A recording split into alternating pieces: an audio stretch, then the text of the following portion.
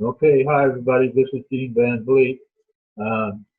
Before we start, I want to do a shout out to my cousin Judy and her husband Roger, who's been fighting this disease much longer than me and much more seriously. Keep the faith. Glad you could join us. For the rest of the people, welcome to our meeting. Take a good look at our opening slide there. And I want to draw your attention down to the very bottom. It says prostate cancer, 2 words, not a sentence. And that's very meaningful because if you have prostate cancer or do get prostate cancer, chances are it will not be the thing that knocks you down. And you'll probably die with it as opposed to of it. Okay. Most of you know I'm one of the directors of the Informed Prostate Cancer Support Group. I hope all of you have been adhering to the CDC recommendations to protect yourself from the coronavirus. All indications are that this will be with us for quite a long time until a proven vaccine becomes available. I've talked to the people that where we meet, and they don't believe that the auditorium will be open at all this year. Recent activity proves that opening up too quickly had really bad results, and we're hearing that on the news. So until such time as our facility becomes available, we're working on bringing information to you via video streaming, and thank God for the help of primarily John Passy, who has a website, and Bill Mann assists at it. Watch for notices by your email or on our website, www.ipcsg.org. Here's the people that are part of the team that make our group. First is Lyle LaRoche, who's our president. This group actually started in 1990 with a couple of guys meeting in the kitchen in Spring Valley. That's 30 years ago, folks. In 2000, Lyle LaRoche happened to join their meeting and said, wow, I think we ought to do something about this. So he set up the organization as a 501c3 nonprofit organization and began working towards getting it where we are now. I joined the group in 2007 as a retired CFO, was able to lend my financial administration skills to help us organize and bring the really going forward. Bill Manning, who is a professional videographer, also a director, and he does a DVD of every session we have, and they're available for purchase on our website. John Passy is one of our directors. Our webmaster's done a beautiful job on our website, and if you haven't been there, please go there. There's a ton of very valuable information, especially for community diagnosed.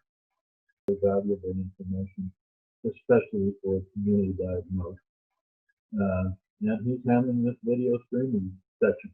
Thank you very much for your help, John. Now, Aaron Lamb, I'm going to skip over for a second. Steve Pendergrast puts out a monthly newsletter. There's a real good job of it, and includes a lot of updated information, a little bit of humor. Bill Lewis adds into the newsletter the meeting summary that capsulizes what's happened at each meeting. They both do a great job with that. Not involved in the video sessions is Bill Bailey, who's a librarian. When we have meetings, we have a portable library that has books and a lot of different things very valuable that you can make use of. And Jim Kilduff is a breeder that we should go in. We have like 900 members, and that's probably one of the largest in California, maybe in the nation, especially an independent support group.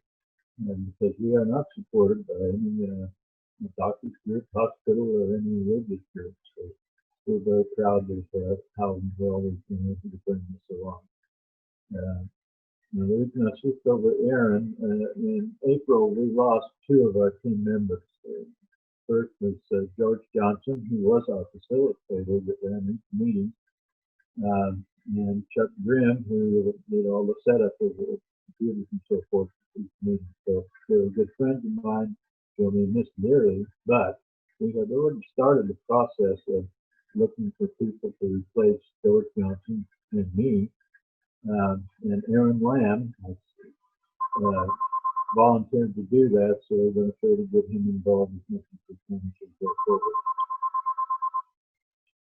Here's the things we do to support the people. We've already mentioned our website, and done a wonderful job of that. Our newsletter we talked about. Now our monthly video streaming. It still will be done on the third Saturday of each month at 10 o'clock. We have a hotline. That's me, and that's the phone number 619-890-8447 that I carry on me all the time. So one of the things that we miss most, I think, about not having meetings, we usually had 5 to 10 newcomers during our meetings, and we were able to help those people along. So please help us out by talking to your sons, friends, neighbors, and convince them of the need for testing to make sure that they're not getting prostate cancer too late. I had 2 brothers-in-law that never did annual physicals, and they waited until they got pain, so they only lasted about 6 months. So here's our purpose. So we share patient-focused experience on becoming your own case manager. And we do that through informing, networking, and caring. Too often you go to a doctor and you'll get a certain diagnosis and he'll recommend, okay, I've got an opening tomorrow for surgery and this week for surgery, and you don't get a lot of information that lets you settle back and say, okay, now wait a minute, I'm not sure what I want to do or what I should do. And that's where we come in. We are not medical professionals, but a group of experienced participants, and any sharing of information of our group meetings should not be a substitute for medical counsel.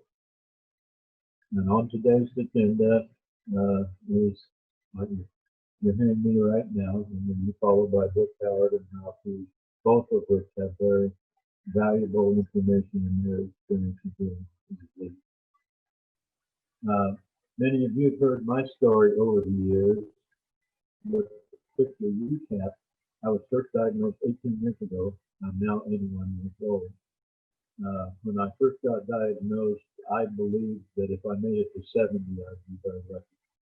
So joining this group has helped me come along to help.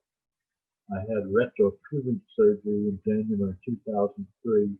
That's the kind where they rip you open from the belly button down to the top of the penis and then go in and remove the prostate. Now, unfortunately for me, the pathology of the prostate that got removed showed that the cancer was already outside. The imaging available at that time was not good enough to show that before I chose surgery.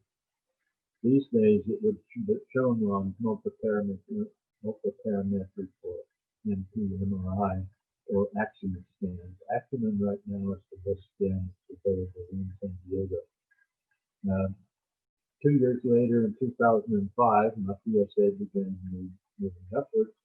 So I did what that time was called salvation radiation of the prostate, which was simply aiming the radiation at the area where the prostate was. So in 2007, my PSA started rising again, and at that time, luckily, I learned of the Prostate Cancer Support Group, and I talked to Lyle LaRoche, and he invited me to a meeting. And after the first meeting, I knew this was something I wanted to get involved with. I've been able to maintain control of my cancer, but not easily. I've also become involved in the management of the support group. I've lending my expertise. I'm a retired CFO, and my finance administration experience has helped me organize and help the group move forward. But through the group, I learned of Dr. Lamb, a prostate oncology specialist, who has successfully guided my treatment since 2007. And to dwell on that just a little bit, they are, he and the two other doctors are oncology specialists and deal only in prostate. I have not found anybody in San Diego that deals only in prostate. A lot of oncologists down here do treat prostate cancer, but to me, it makes the most sense to get to the guys who are really specialized on my disease. You can see an explanation of all of my events on this website that shows here. I hope you can see it at IPCSG.org/personal-experience, and it traces me from beginning to now. Here's all the medications that I've had. There's 12 of them there, I think, something like that. And the ones I've crossed off are the only ones I'm not still on. And so I'm still on a lot of drugs. To briefly run through them, Avodart is a drug I've already started on because I've had BPH in the beginning, but it also helps control your PSA by overcoming what's called dihydrotestosterone, which is 10 times more powerful than regular testosterone. Exgiva or Casodex is what's called an anti-androgen, and it does not lower testosterone. So that's the first drug I tried, and it wore out after a while, which is typical with me. And I went on Lupron, which is an androgen. Interestingly, what the difference is the Casodex and Xtandi you see lower on the totem pole. My simple explanation of those is that Lupron and its like drugs, which includes Zytiga, take away the source of food for the cancer cells to eat. Casodex and Xtandi put duct tape on their mouth so they can't eat. So they're both pretty effective. Exgiva is a drug that's used to help when you're on anti-androgen deprivation, ADT commonly called. You start to lose muscle and bone, and Exgiva is a drug that helps you maintain that. Provenge and Keytruda are both drugs that help build up your own immune system. Metformin was a very interesting drug that came along quite a bit later. It originally was discovered with women with breast cancer, and they found out that women that were diabetic and had prostate cancer, when they took metformin, the cancer went away sooner. So we began using that for our prostate cancer, and it really does knock down your PSA quite a bit. I've got one guy that's been only on Casodex for something like 20 years now, and what he did is he takes Casodex and takes his PSA down, and it stays for a while. Then he takes a holiday, we call it, stops taking the drug, and he starts building back up to a level, and then he takes Casodex and start over again. When he added metformin, he cut that curve way down. I think I last talked to him, I think it's been 6 years since he used Casodex. So it worked very well for some people. Xtandi I mentioned is a super Casodex. Zytiga is a super Lupron. I was on Lupron for like 8 years, and I finally convinced Dr. Lamb to let me get off of it because I knew that having been on it for so long, my testosterone would not recover, and so far that's been true. So you can see the ones I crossed off I'm no longer doing. Zytiga is a super Lupron, as I mentioned, and you'd have to take prednisone with it. What comes along with a lot of these drugs is Provigil. What comes along with it is fatigue, which I experience a lot of, and I take Provigil to help me overcome the fatigue feelings, and I call it my happy pill. And then the last drug that I started on is Lynparza, which is a neurodrug that came out, and Dr. Lamb found it by doing a genetic test on me to find if this would be valuable for me to do. I've done several treatments. Of course, I mentioned the surgery and the salvation radiation. I did another treatment called Zytiga, very interesting one because I had tiny spots of metastasis showing up in my pelvic area. And Zytiga is a treatment of ingesting radium-223 that goes directly to the spot of cancer in your bones and wipes it out. And it was totally effective, really was wonderful. So after a while, of course, it's typical in my case, my PSA came back again. And now through the use of the SBRT radiation, which is very highly focused radiation, I have been able to knock out other tiny spots of metastasis, in my case, that generally show up in the pelvic area on the ilium, to be specific.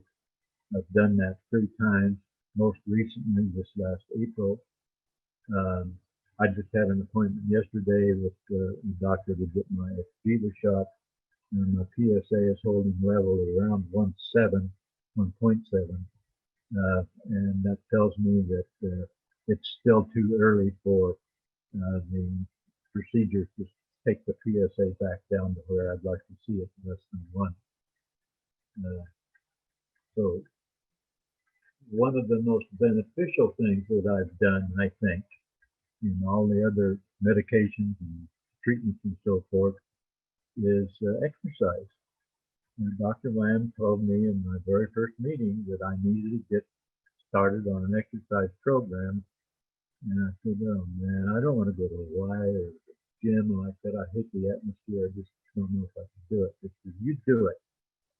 So I joined the Y, and I developed the habit of doing it. I do cardio and resistance exercise 6 days a week.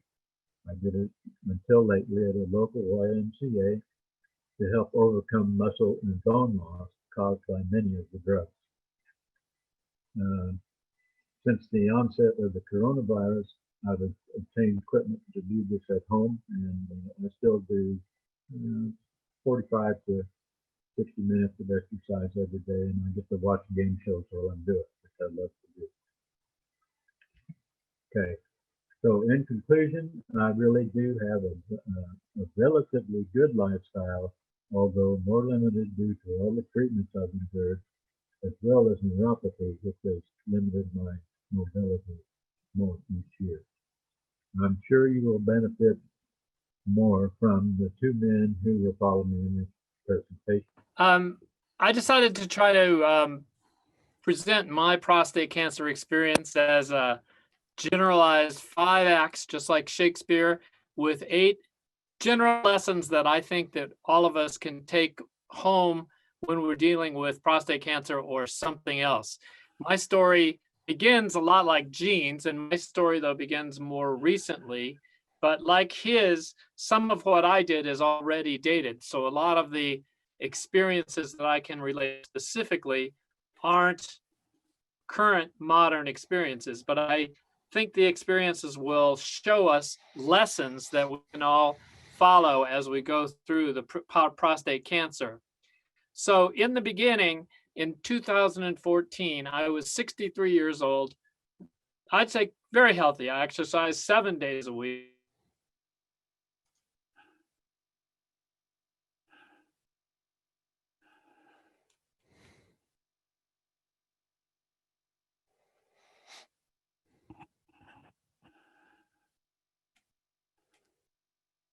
In 2014, my PSA was rising. I had a biopsy, the regular old standard needle biopsy. Luckily, that was, I guess, successful for me. It was painful, but no real problem.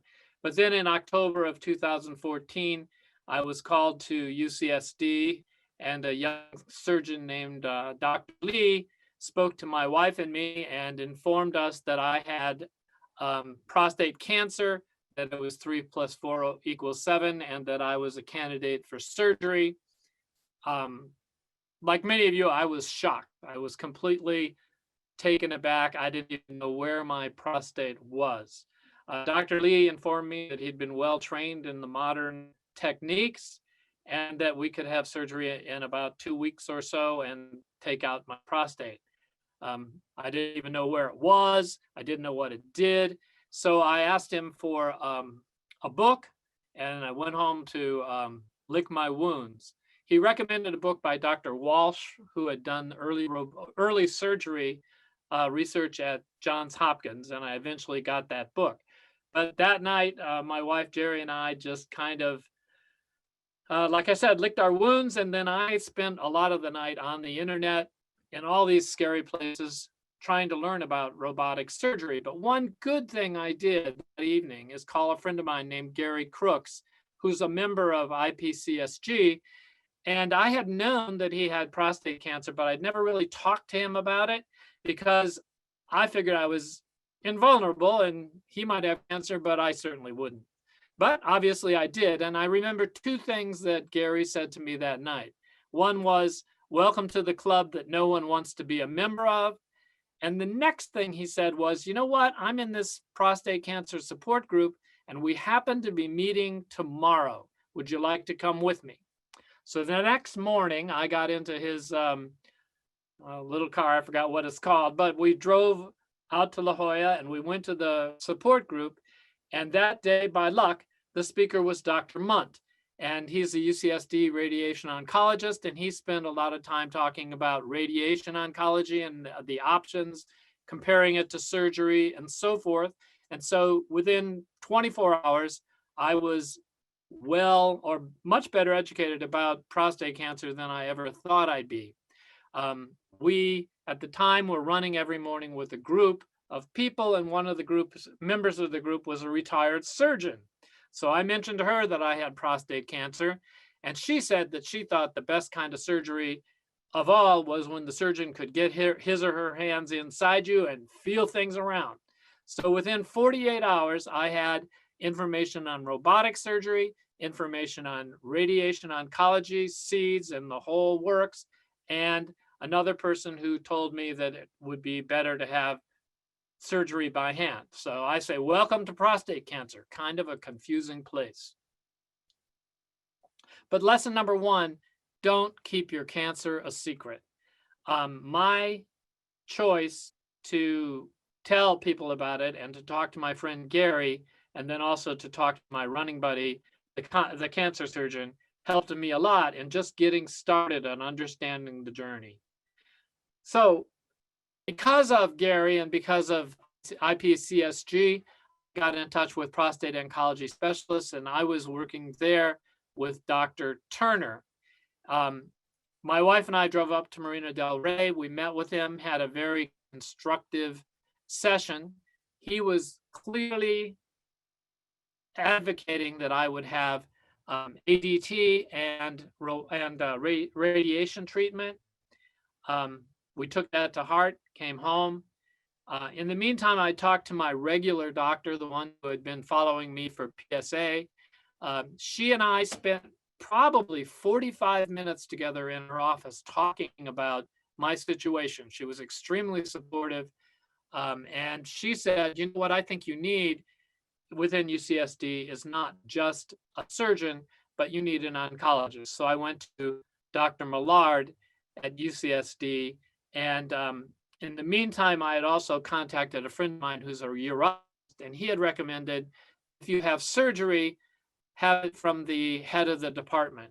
I contacted UCSD, and they told me that Dr. Kane was not available.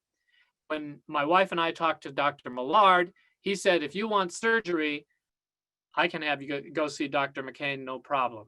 Dr. Kane. So just a few days later, my wife and I saw Dr. Kane in November 14th, and we scheduled surgery for Monday, December 8th. One of the reasons I did surgery, well, I did it for two reasons I did surgery. One is that Dr. Munt had mentioned that there's a very small, maybe 4% chance of colorectal cancer from radiation at that time. And I had a friend who had colorectal cancer, and I didn't even want to run that 4% chance. So I scheduled the surgery with my wife for December 8th.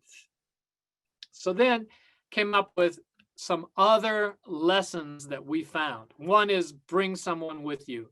It was exceedingly important for me that my wife was with me. Our typical appointment would be that I would ask questions and she would write down what happened. Then when we were done, we would get together with a cup of coffee, go over her notes with my memories and her memories, and have basically a minute book or a log book. So what we did too is created a notebook that kept records of all the different things we were hearing, because we were hearing many different things, and it was extremely difficult for lay people like us to try to understand what was going on. The third lesson would be prepare questions in advance. We would sit down beforehand and try to outline what we needed to find out. Lots of times the questions helped us directly with the doctor. Obviously, lots of times the session was more free forming, but one of the questions would be to ask, what else is there that we haven't talked about? And that is something that you need to ask, because things tend to go in a straight line and they might not be. For example, when we met with one of the doctors on the way, his assistant said, well, you know, there's this other thing you could do in Germany. And then she said, what? But you wouldn't want to go to Germany. And it turns out I would want to go to Germany. I went to school in Germany. I speak German. If I had an excuse to go there, I would. But she assumed that we wouldn't want to do something like that. So it's good to ask open-ended questions. So here what we have is the team. This is me. It's my wife. We went through all of this together. This is the notebook, and you can see that it's a very thorough notebook. It has minutes of virtually every IPCSG meeting I have gone to, minutes of the meetings we've had with our doctors, and it's very helpful to be able to go back and see what happened. This is a sample of some questions that we prepared for Dr. Turner at a later date, but you can see we really did sit down and work on as many questions as we can in advance. So then along the way, I had a day to remember, because if you'll remember, my surgery was scheduled for December 5th. And I had an MRI, I guess it was a multi-parametric MRI, on the Monday of that week at UCSD. The MRI showed, as in Jean's case, that my cancer had gone outside the prostate capsule, excuse me. And it was reviewed by Dr. Turner, and he and I had a phone conference on the afternoon of December 5th. So this is Friday afternoon with surgery scheduled for 8 in the morning on Monday.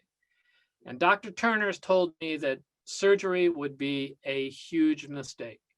He was very, very clear and said, you want to do ADT, you want to do radiation, don't do surgery.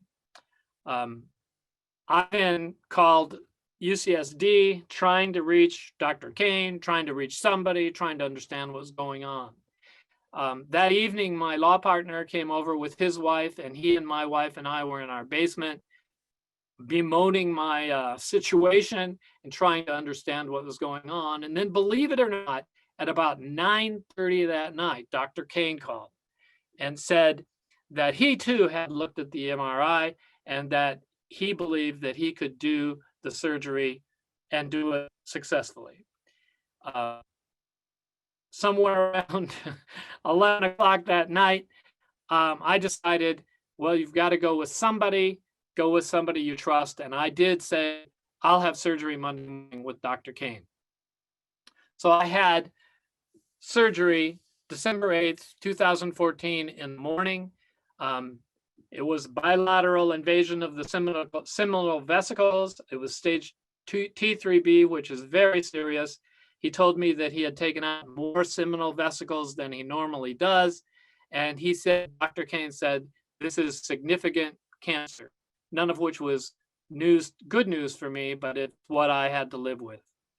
As you might expect, there was a recurrence shortly after the surgery, which was in December of 2014. The cancer was moving up, and in then 2015, I had a genomic test.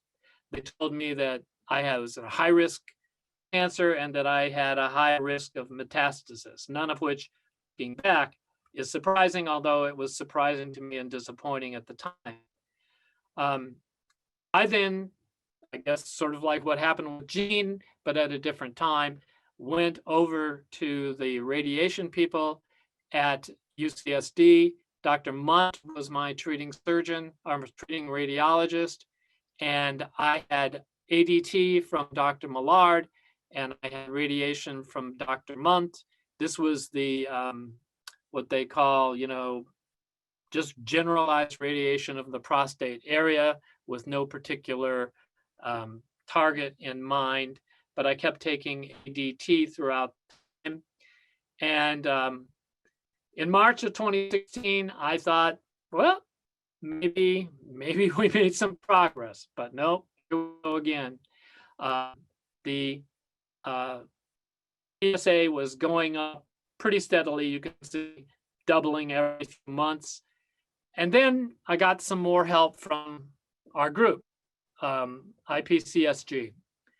While my doubling numbers, while my PSA was doubling in October, Dr. Almeida came and spoke to our group, and he told us that he had found isolated bits of cancer in people's bodies at 0.2 PSA and at 0.5 PSA, and that the doubling was important. Well, if you remember the previous slide, that's right where I was going. I was at 0.2 PSA, doubling every few weeks and heading up toward 0.5. The next month, Dr. Lamb came and spoke to IPCSG.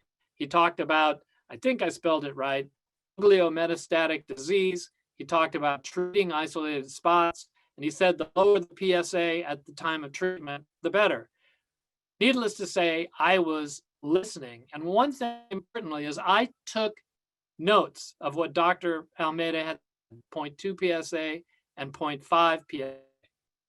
So then in March and April of 2017, just a few months later, I'm going from 0.2 earlier all the way up to 0.5. And knowing what my notes from Dr. Almeida said, just so happened while I was having my car worked on, picked up the phone and I called Dr. Almeida's office in Phoenix, and I made an appointment to go there. Then not long after that, May of 2017, which is now maybe 2.5 years after the surgery, we went to Phoenix Molecular, and he mixed up his C11 acetate radioisotope, injected me with it, did a CAT scan, I think, or an MRI, whatever they do. And within, I got to think, it's 2 hours, he showed my wife and me one definite spot and 2 likely spots of cancer. And they were in the external iliac lymph node, which I understand, well, it was somewhere near my left hip. And so he said, you get treated, and he recommended radiation. Surgery, it was a choice, but he recommended radiation. So I came back to UCSD and I saw Dr. Millard again. He said, try hormone therapy and advanced radiation. I saw Dr. Kane. He's a surgeon. I guess surgeons always think they can do everything. He said that he could do surgery, but he didn't seem that interested in it. He said he could do it. But he mentioned smaller metastases through my body and said that there probably were metastases that had not been seen. The next day I saw Dr. Munt. He echoed the oncologist, said go with ADT and local radiation. He was happy to have some targets to shoot at. And he too mentioned microscopic cancer. So again, in all of these meetings, my wife and I are together. So when we go home after several meetings mentioning microscopic cancer, our minds are thinking, well, if we have microscopic cancer in Ralph's body, what can we do about it? There's got to be something to do, because both Kane and Millard are saying that the treatments we're seeing are going to deal with it.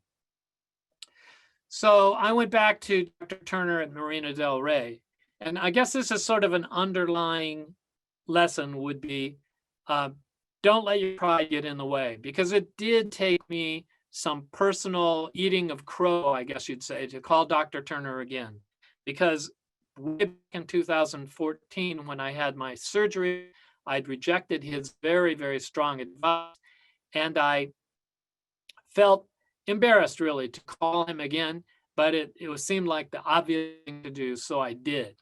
I called him, and my wife and I went up again to Marina del Rey, and he said, basically, I was at a convention in Chicago just a few weeks ago, and I was talking to some of my buddies and listening to some talks, and the way to go now, after some tests that just happened apparently a few months before I was there, was to take Zytiga, take IDT, undergo targeted radiation, and do chemotherapy all at the same time. The thought being that each of them targeted some kind of cancer treatment or cancer cell that others didn't target.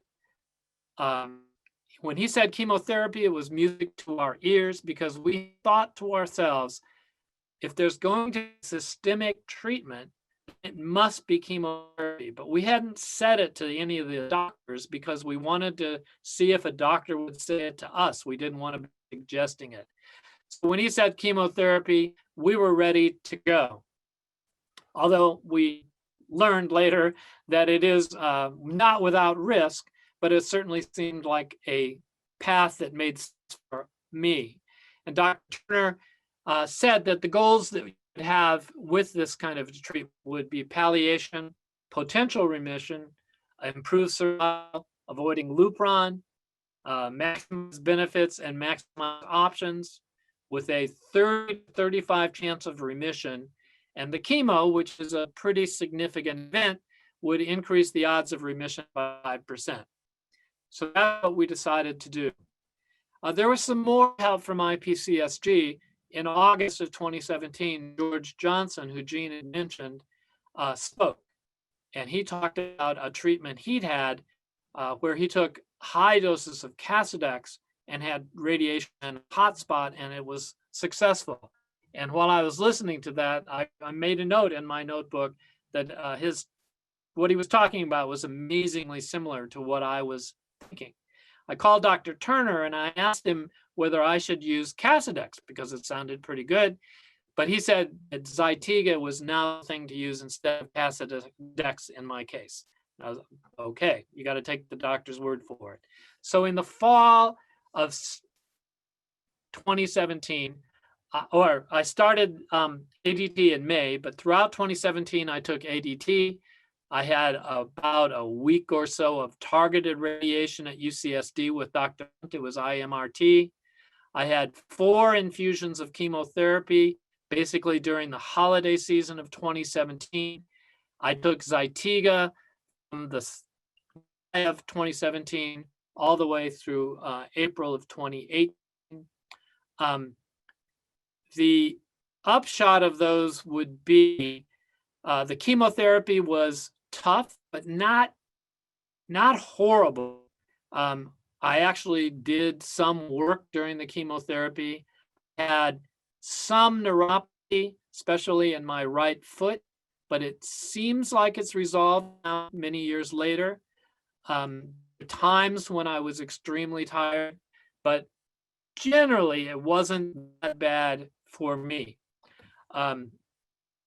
The other things that people are concerned about, and I should have mentioned this earlier, my sense is that Dr. Kane's surgery, my judgment, I understand that I have a personal stake in it, is that the surgery was really great.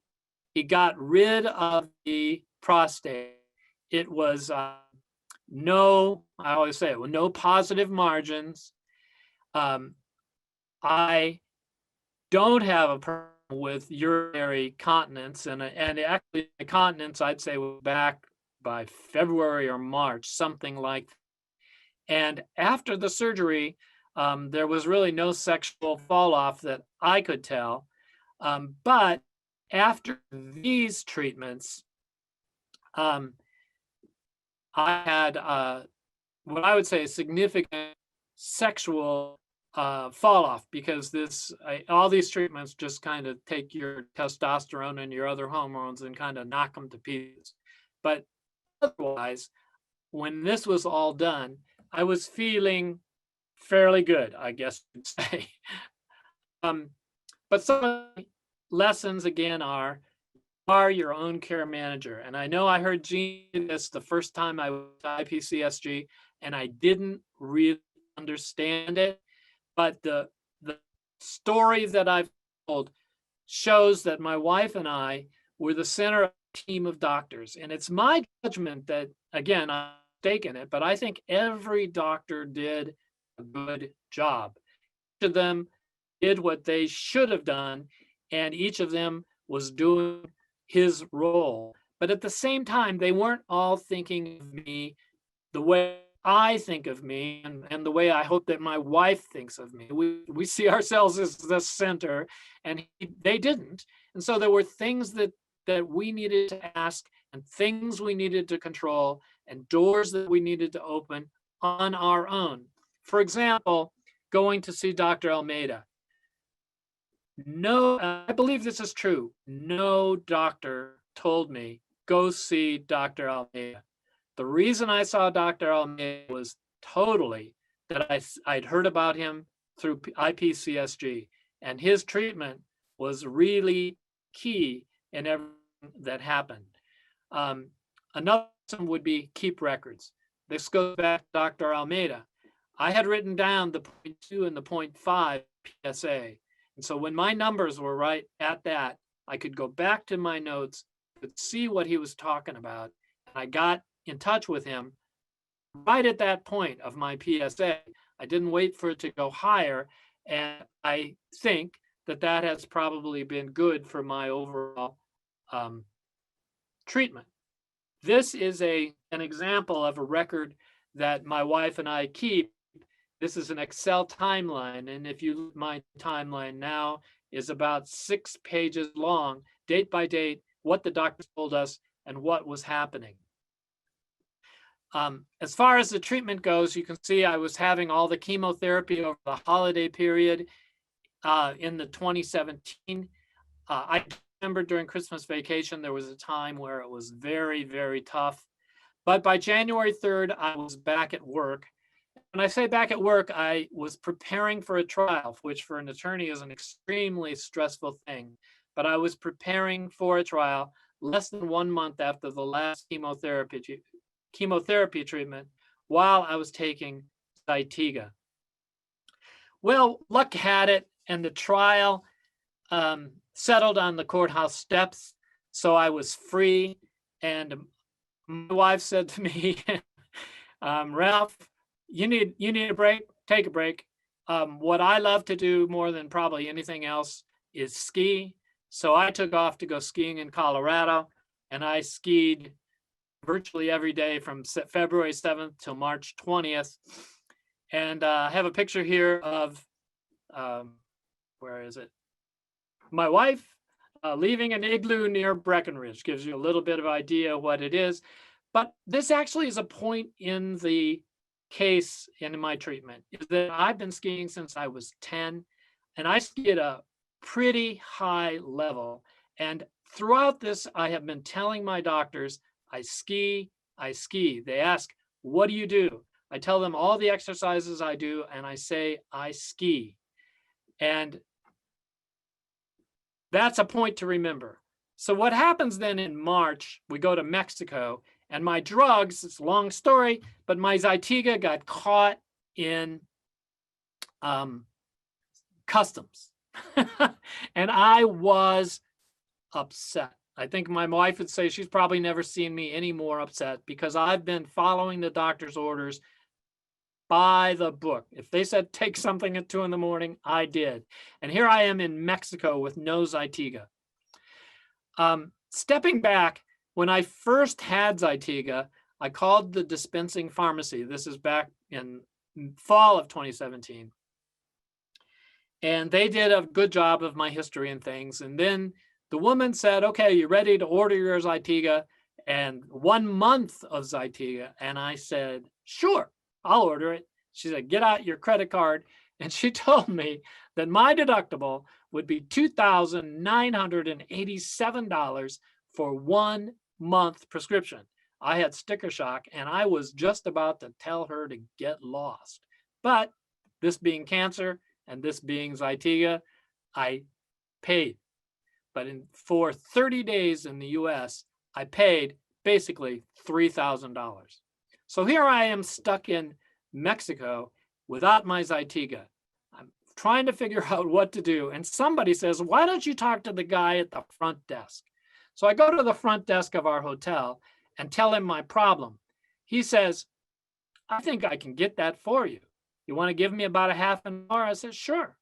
So he calls me in a half an hour and he says, here, we were in Puerto Vallarta, which is over on the coast. We're far away from Mexico City. He says, I can get you this from Mexico City. You want to go for it? I said, sure, let's go for it. I was desperate for it. I probably would have paid almost any price for it. So he got the month prescription of Canadian-made Zytiga from Mexico City. They flew it from Mexico City to Puerto Vallarta. A guy on a motorcycle picked it up at the airport and drove it to our hotel, got it to me. I tipped him very well. I tipped the hotel guy very well, and my entire bill was less than $3,000. So that gives you some sense of where we are with medicine in America. But I did have my Zytiga, and I continued to take it. Where we are today, I'm 2 years and 3 months from the last Zytiga bill. My PSA has been less than 0.01 every 2 months since then. The oncologist has told me it's okay to say I have remission with a small r, knowing that this is never over. For me, the bad news is my testosterone is stuck at 0.83. It had been at 1.59 at some point, and I don't really know what it was when I started. And that's been kind of a problem. But with health and with continence, at my age, sexual function is important, but I'd rather have health and continence than too much sex. So I'm pretty happy with where we have gotten. One interesting thing happens, though, is I did stop taking such complete notes because it seemed like my situation was more and more positive.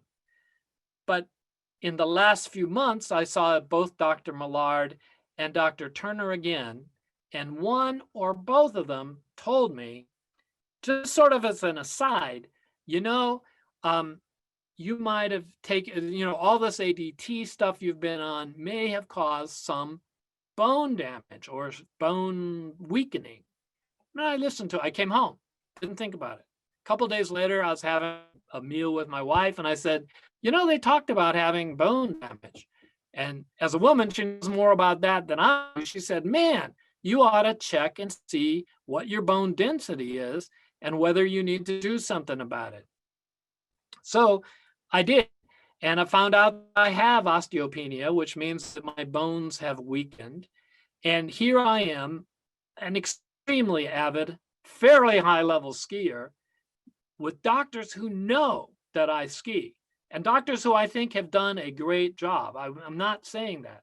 But you see, they didn't put two and two together in the way that my wife and I did. because she said, man, bone density, get the test. I got the test. I have osteopenia. I'm taking a new bone supplement that was just prescribed. So what I have as a lesson is one more use of the team. And another lesson is don't let up. I was kind of cruising free and easy in my mind, but now I see I can't let this be just a source of optimism. So here I have 5 acts from beginning to where we are now, 8 lessons. The 8 lessons is: first, don't keep your cancer a secret. Second, bring someone with you. Third, create a notebook. Fourth, prepare questions. Fifth, which kind of fulfills all of these, you are your own case manager in a way that I finally, Gene, understand. You are the center of a team. Keep records very much. Don't let up. And here's what I hope will be my Act 5 with my grandchild. John, I'm done.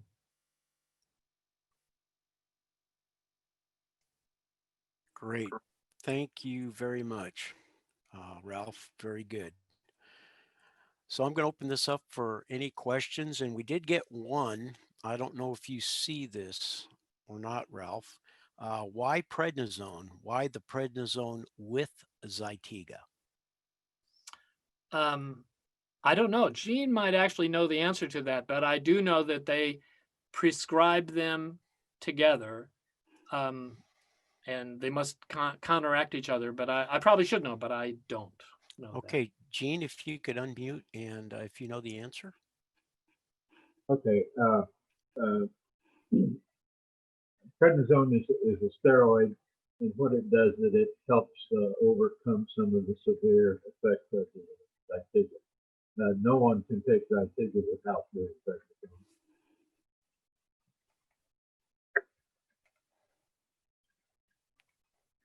All righty, thank you.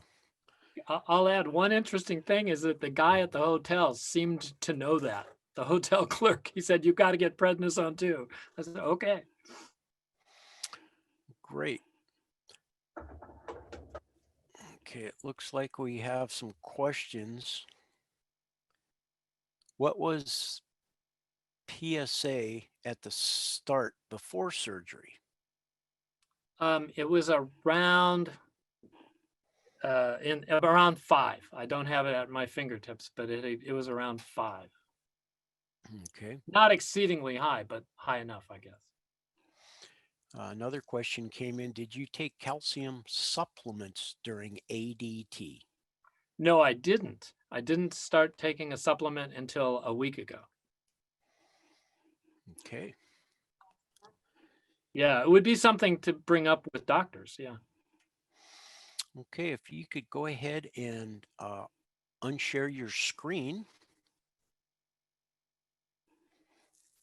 Thank you. And it doesn't, one more question. What supplements are you on now for osteopenia? And are you monitoring your calcium level if on the medication that helps you absorb calcium? I'm taking a supplement that is, I think, 500 milligrams of calcium with, yeah, actually, my wife can get it for me. I can get it right now. It's a female supplement, but I haven't monitored my calcium level yet because I'm just starting. But what I'm taking is I take as kind of a generic calcium and D3 combination. My wife can get it and I can show it later. Okay, well, at the end of the next presentation, we'll have a general Q&A and we can present it then. One other question came in. Your doctor didn't mention that you could use a quarter dose of Zytiga if taken with food. I guess that was a question. I understand Dr. Lamb does this now.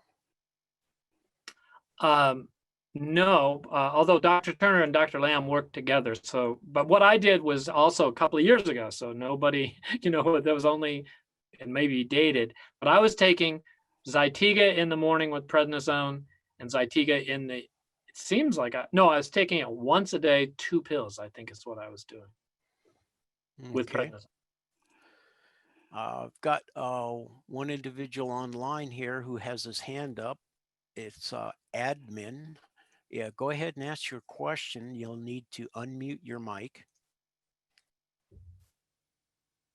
Okay. My name is Larry Weaver, and you just answered my question because you had mentioned that you were starting a supplement, and I'm on Zytiga, and I'm interested in a supplement for bone loss, and I have osteopenia, but I thank you very much. You already answered my question.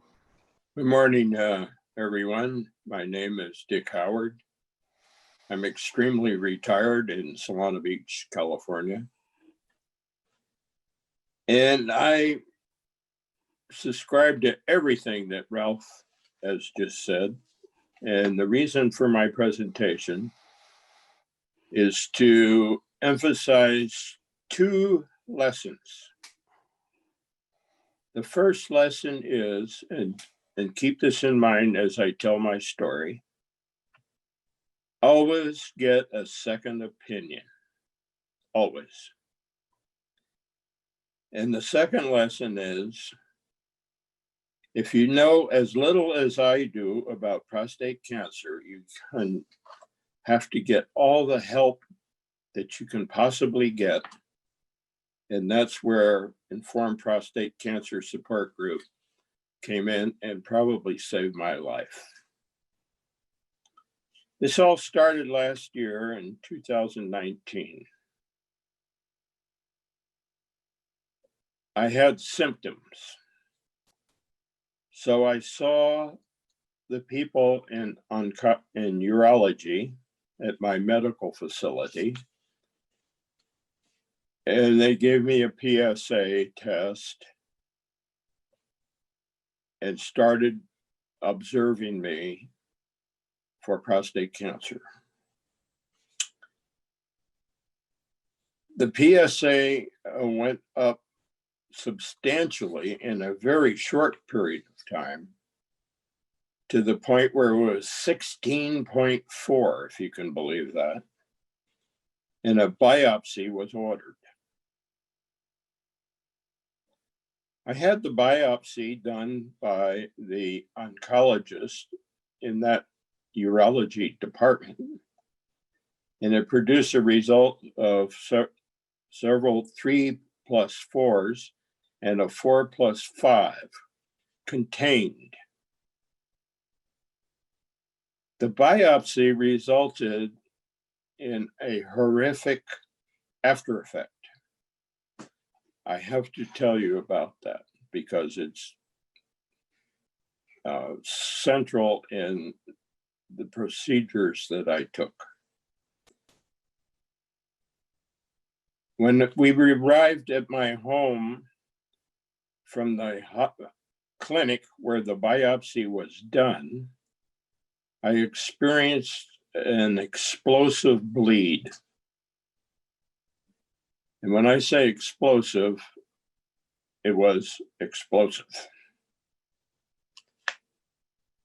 I found out later that I lost 3 pints of blood in my entrance to my house. And I went into shock. At some point, I lost consciousness. Of course, 911 was called and the medics arrived. And the poor guys in the ambulance wouldn't come in the house. They thought it was a crime scene. It looked so bad. But they got me into the ambulance and took me to the emergency room at Scripps La Jolla, and I stayed there for 2 days. They took care of me and got me back on my feet. Somehow the bleed stopped on its own. Nobody knows why. After that, I went back to my oncologist and for continuation of my treatment.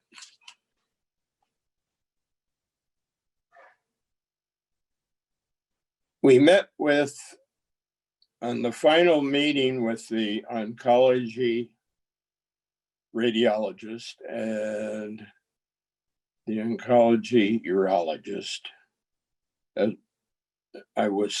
They told me that it would be necessary to do implants into my prostate for their radiation treatment.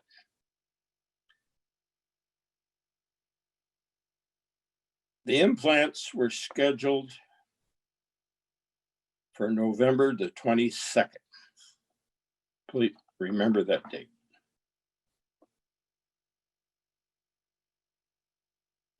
I was very uneasy about continuing with these doctors and their prescribed procedures because of what happened in the biopsy. The doctor who did the biopsy was going to do the implants.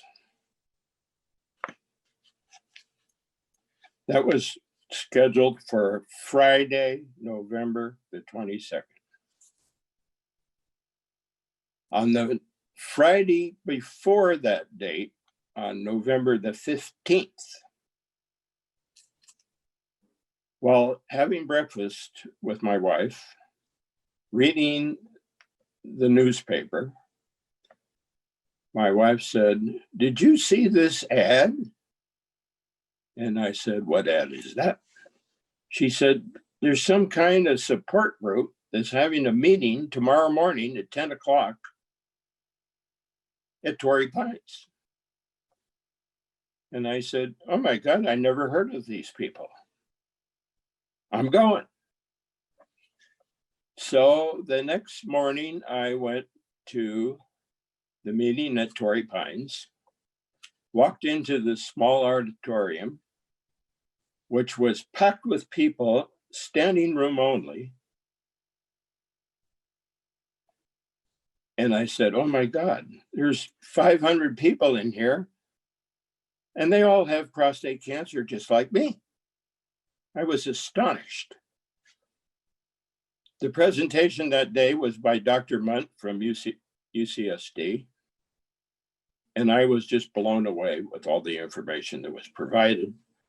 Information, incidentally, that had never come from my physicians. After the meeting was over, one of the docents said to me, "You're new here, aren't you?" And I said, "Yeah, I just got prostate cancer and I don't know anything about it." He said, "Please call Gene.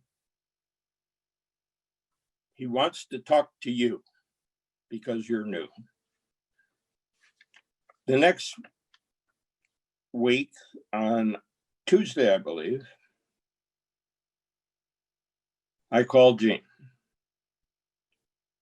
and introduced myself on the telephone and told him my whole story.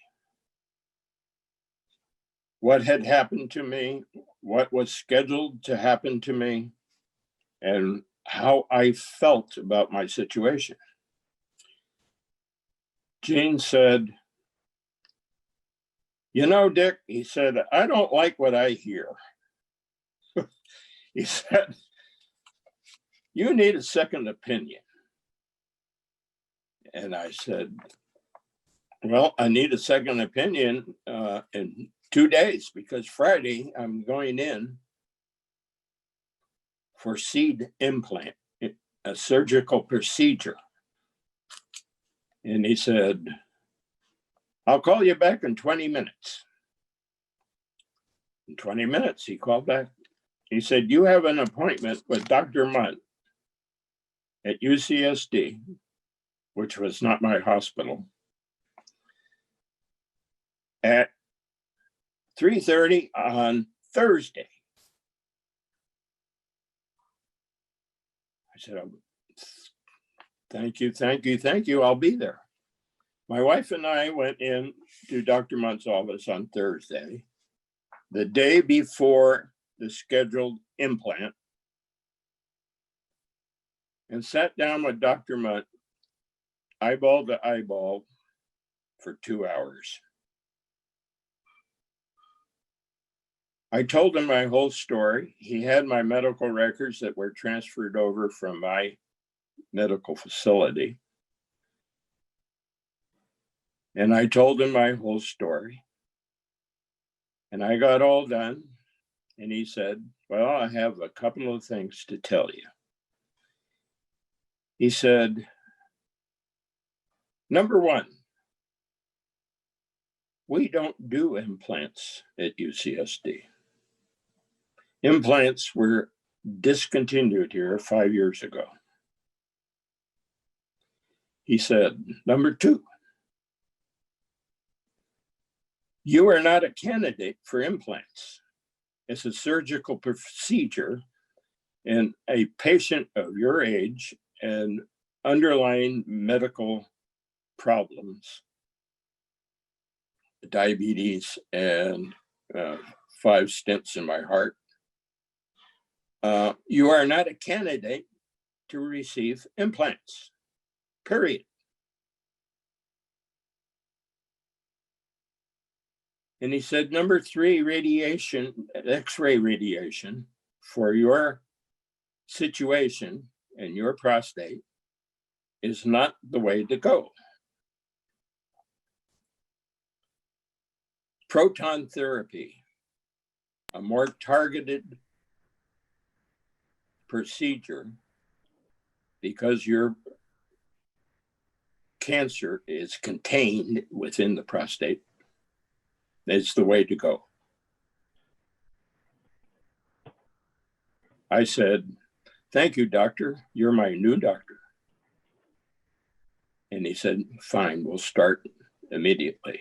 The paperwork was put in. Long story short, in January and February, I received 28 proton treatments, radiation treatments. And my 6-week PSA after treatment was completed was 0.09.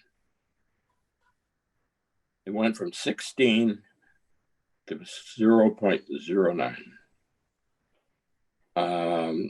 Side effects were substantial, but I was happy to suffer them. The lesson here is always get a second opinion, or a third opinion, or a fourth opinion. Because if you have a question, the answer depends on who you ask. Most of the time, it's a different answer from each source that you ask. And the second lesson is always to get help. I needed help because I had no idea what prostate cancer was. I tried to educate myself independently, which was literally impossible. So the Informed Prostate Cancer Support Group filled that gap for me and helped me immensely. I still have a way to go. Never give up. And I recommend the line of treatment that I had. It seems to have worked, but we'll find out in the future. If you want to know specific identities, you can email me your telephone number. and I will call you so that we can speak face to face, person to person. My email address is dickhow83. That's DICKHOW 83 at gmail.com. I'll be glad to speak with you on the telephone. Questions? All right. Thank you very much, Dick. Great presentation. Opening this up now for any questions. And we have one here was, what were your proton therapy side effects? The side effects were minimal up until the very end. I would say treatment number 26, 27, 28. I began having intestinal problems, explosive diarrhea 2 or 3 times an hour, 24 hours a day, to the point where after treatment, it got so bad that I had to go to the emergency room one evening to get relief. And it was diagnosed as acute radiation proctitis. And there is a treatment for that. And I felt weak and tired. And it has taken a couple of months to recover from all of that. Okay, great. Aaron Lamb, I'm going to allow you to go ahead and talk. Go ahead and you are unmuted, so please go ahead. Hi guys, I just wanted to say thank you for these presentations. They're eye-opening. That I'm amazed at how many intimate details you shared with everybody, because opening up about a lot of that type of stuff was especially hard for me, and I know is hard for everybody. Thanks for sharing so much about this stuff. I'm utterly speechless about what some of you guys have gone through, and even as especially Ralph was recalling his journey. I could see on my Fitbit as my heart rate was going up from living some of the same stuff. So thank you so much. Thanks, Aaron. Yeah, thank you. Welcome. My pleasure. Okay, any last words from any of the panelists? That would be Dick, Gene, or Ralph.